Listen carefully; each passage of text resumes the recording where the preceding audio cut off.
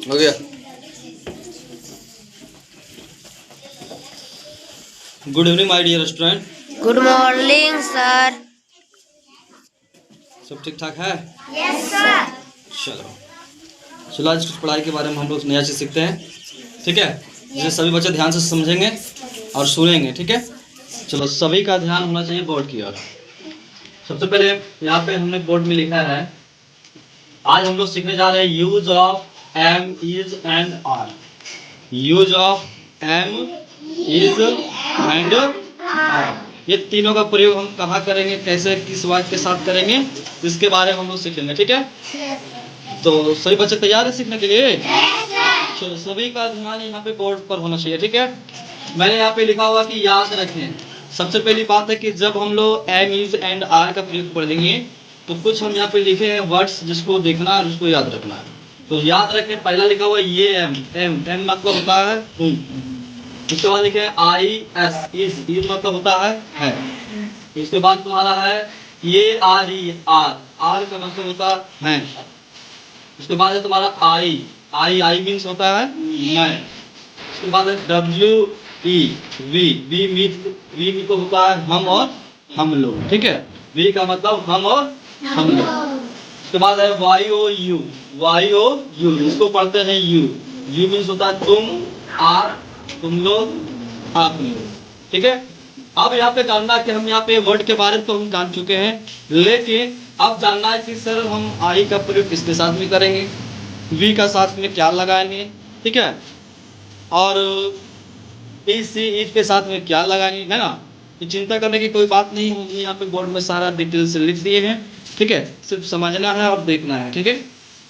चलो यहाँ पे समझना। सबसे पहले लिखा है कि आई, जब आई का प्रयोग करेंगे यानी जब वाइट में मतलब मैं रहेगा तो हम लोग यहाँ लिखा हुआ है, पहला में क्या लिखा है कि आई के साथ एम का प्रयोग करें। जब भी हम ट्रांजिशन लगाकर आई अगर इंग्लिश में लिखते हैं किसी वाक्य में तो उसके साथ में हमको एम लगाना है, ठीक है? उसके बाद दूसरा जानना है कि वी और यू के साथ, वी और यू जब दोनों मिलने से हम लिखा रहेगा चाहे आप लिखा रहेगा चाहे तुम लिखा रहेगा, ठीक है? जब इसका इंग्लिश में लिखेंगे वी या फिर यू लिखेंगे तो उसके साथ में हमको ये आर का प्रयोग करना है, ठीक है? इसके बाद आगे लिखे हैं कि ही, सी, इट या किसी के नाम, है ना? किसी के नाम के साथ हमको इज का प्रयोग करना है, ठीक है? इज का प्रयोग करना है। जैसे एक चीज तुम लोग जानती होगी यहाँ पे कि ही का मतलब होता है हुआ और सी का मतलब भी होता है हुआ, ठीक है? लेकिन ही का मतलब होता है हुआ मतलब कब, पुरुष जाति के लिए जब कोई लड़के का बोध होता होगा, ठीक है? उसके बाद होता है सी मिस होता है स्त्री जाति, जब किसी लड़की का बोध होता हो, है ना? या फिर गाय वगैरह आ गई है उसमें हम लोग सी का प्रयोग करते हैं। उसके बाद हमारा ईज का प्रयोग कब करेंगे, जब कोई निर्जीव वस्तु होता है, जैसे यहाँ एक कुर्सी है ना, तो इसमें हम लोग करते हैं। तो इसके नाम के साथ में जब आएगा तो हम यहाँ पे ईज का प्रयोग करेंगे। जैसे यहाँ पे कुछ उदाहरण हम लिखे हैं ट्रांसलेशन, तो वो वाक्य लिखे हैं, जैसे मैं दयालु, तो सबसे पहले हम यहाँ पे बताया कि मैं का इंग्लिश देखो यहाँ पे कहाँ है, यहाँ है। मैं का इंग्लिश हो जाता है, क्या होता है मैं का इंग्लिश, आई। तो सबसे पहले हम यहाँ पे आई लिखेंगे। इसके बाद हम बताए हैं, क्या बताए हैं कि जब हम आई लिखेंगे तो आई के साथ में देखो यहाँ पे आई के साथ में हमको क्या लिखना था, एम लिखना था। ये यहाँ पे हम लिखेंगे ये एम लिखेंगे। उसके बाद यहाँ पे कहा दयालु, दयालु का इंग्लिश होता है काइंड, काइंड होता है, यहाँ पे हम लिखेंगे AIND। लास्ट में हम बताए हैं कि जब इस प्रकार से चिन्ह लगा हुआ होता है, ठीक है? जब ये चिन्ह लगा होता है, पूर्ण विराम लगा हुआ होता है, तो उसका इंग्लिश हम लोग लिखते हैं यहाँ पे फुल स्टॉप, ठीक है? उसके बाद दूसरा है हम लोग गरीब हैं, तो हम लोग का इंग्लिश यहाँ पे बताया है वी होता है। क्या होता है, वी होता है। तो यहाँ पे हमने यहाँ पे क्या लिख दिया, वी लिख दिया। तो वी लिख दिया। उसके बाद हम बताए हैं कि हम लोगों के साथ देखो यहाँ पे वी और यू है ना, इसके साथ से क्या लगाना ना, आर लगाना। तो हम वी के साथ में क्या लिखेंगे, आर लिख देंगे। उसके बाद हम क्या है, गरीब है, तो गरीब का इंग्लिश हो जाता है पुअर, यहाँ पे लिख देंगे पुअर। कोई दिक्कत? उसके बाद तुम उदास, तुम उदास, देखो यहाँ पे हम बताए हैं तुम का इंग्लिश होता है यू वाई हम यहाँ पे लिखेंगे इंग्लिश वाई यू लिख दिए।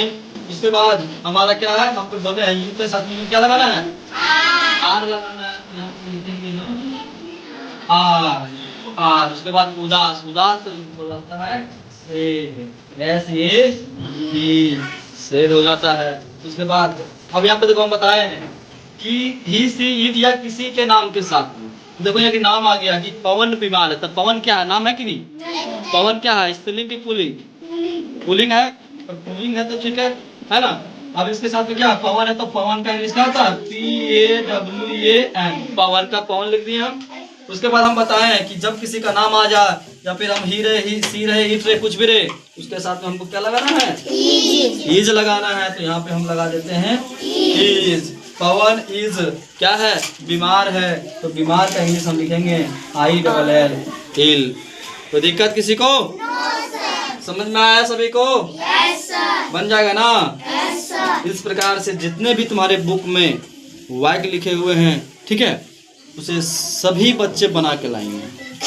ठीक है, उसे क्या करेंगे, सभी बच्चे पूरा पूरा बनाएंगे। ठीक है, और हम कुछ 2-4 को वाक्य यहाँ देते हैं SW, जिसे तुम लोगों को बना के लाना है और कमेंट बॉक्स में लिख के भेजना है। जैसे एक्सरसाइज तुम्हारा चलो शुरू होगा यहाँ पे, एक्सरसाइज 35। क्या शुरू होगा? 35। यहाँ पे हम लिख देते हैं एक्सरसाइज 35 का बनाना है, लेकिन हम मात्र 2 या 3 लिखेंगे। ठीक है, जिसको YouTube में मोबाइल में बना कर भेजना है कमेंट बॉक्स में। ठीक है, जैसे हम लोग ईमानदार हैं, पहला है 1 नंबर में हम लोग ईमानदार हैं। नंबर 2 तुम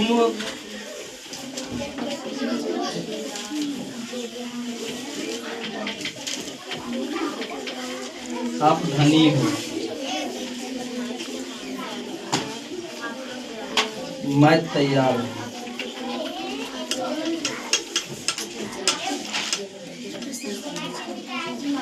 चलो ज्यादा वाक्य हम नहीं लिखे हैं। ठीक है, मात्र हम कितना वाक्य लिखे हैं?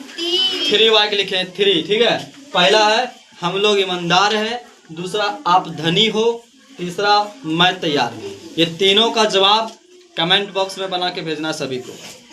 ठीक है, अगर इस चैनल पे अगर कोई बच्चे नए हैं, ठीक है, तो चैनल को सब्सक्राइब करेंगे, लाइक करेंगे और एक दूसरे के साथ में शेयर करेंगे। और ये तीनों वाक्य का सेंटेंस इंग्लिश में बना के कमेंट बॉक्स में डालेंगे, जरूर से जरूर डालेंगे। ठीक है, चलो सबको थैंक यू, तब तक बाय। इसे सभी बच्चे अपने अपने कॉपी में नोट कर लेंगे, ताकि अगर कभी हम भूल जाएं तो उसको हम देख सकते हैं।